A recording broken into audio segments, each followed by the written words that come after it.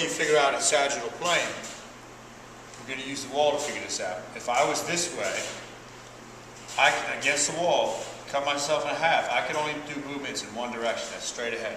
That'd be most of your pressing, most of your lunging, sprinting. A lot of stuff takes place in the sagittal plane. Okay, so the key is finding those other two dimensions. We've got the frontal and transverse planes. Now there's not as many movements in these other planes. Frontal would be if I was cut myself in half this way. Which way can I move? Only out to the side, but now my body's facing a different direction.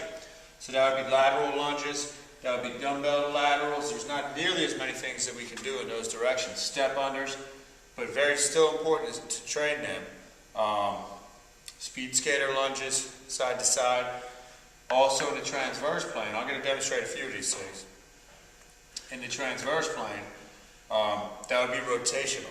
So alternate reaching lunges, you got to think of a line going right through the middle of your body, pinning you there, and you're moving around that, rotating around that axis. So those are your other dimensions. So I'm just going to show you a few, demo a few, so you guys have an idea of what I'm talking about.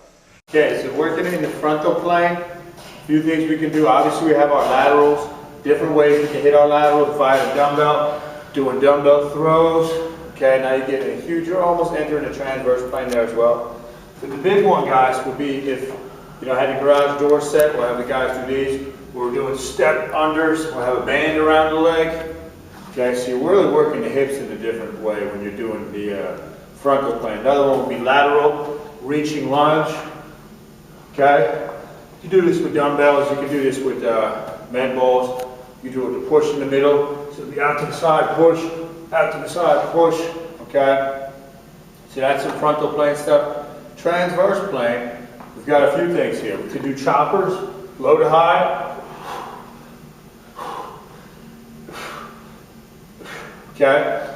You hit high to low. You can hit judo throws where we'd actually be here, throwing over the shoulder. We can do Russian twist, standing or seated. Sprinting is also worked in the transverse plane, so it's fighting rotation in that position. And we also have a transverse lunge, a little trickier. So if you notice my feet, they're here. I step back, I reach.